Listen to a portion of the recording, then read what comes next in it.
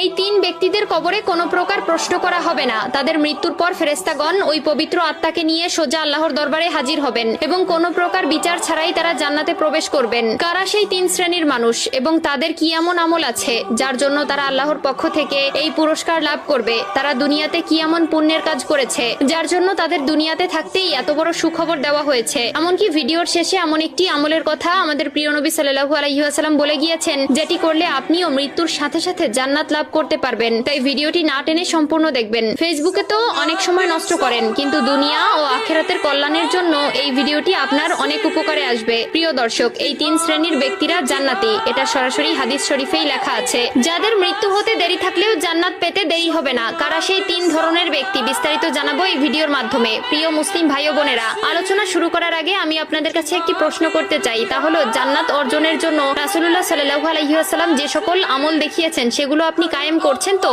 যদি করে থাকেন এবং প্রিয় নবীকে অন্তর থেকে ভালোবেসে থাকেন তাহলে কমেন্টে আলহামদুলিল্লাহ লিখে যাবেন। আর যদি শুরু করবেন ভেবে থাকেন তাহলে ইনশাআল্লাহ লিখে যাবেন। ভিডিওটি শেয়ার করার মাধ্যমে অন্য সকল মুসলিম ভাই বোনদের মাঝে ছড়িয়ে দিন। আপনার একটি মাত্র শেয়ারে এই তিন প্রকার জান্নাতি ব্যক্তিদের সম্পর্কে অন্যরাও জানতে পারবে। প্রতিটি মুসলিম ব্যক্তির স্বপ্ন পরকালে জান্নাত লাভ করা। আমরা প্রতিনিয়ত হাজার আমল করে থাকি, কিন্তু কেমন হবে যদি জান্নাত আপনার জন্য অপেক্ষা করে? আপনি যখনই মৃত্যুবরণ করবেন সাথে সাথে জান্নাতের দিকে অগ্রসর হবেন। শুনে আশ্চর্য হচ্ছেন? হ্যাঁ, এমনই তিন ধরনের ব্যক্তি আছে, যাদের মধ্যে প্রথম কাতারের ব্যক্তিবর্গরা হচ্ছেন যারা শহীদ হয়েছেন। এখানে শহীদ বলতে উল্লেখ করে তাদেরকেই বোঝানো হয়েছে যারা দ্বীন ইসলাম প্রচার ও তার রক্ষায় সশস্ত্র কাফেরদের হাতে নিহত হয়েছেন। তবে মহানবী সাল্লাল্লাহু আলাইহি ওয়াসাল্লাম এই এক শ্রেণীর লোক ব্যতীত আরো কিছু মানুষদেরকে শহীদের খেতাব দিয়েছেন, যারা মূলত দুর্ঘটনায় মৃত্যুবরণ করেছেন, তবে আত্মহত্যাকারী চির জাহান্নামী। দ্বিতীয় শ্রেণীর ব্যক্তিবর্গরা হচ্ছেন তারা যারা জুমার দিন বা রাতে মৃত্যুবরণ করবেন। আমরা সকলেই জানি হাদিস ও কোরআনে জুমার দিনকে সাপ্তাহিক ঈদের দিন বলে ঘোষণা দেওয়া হয়েছে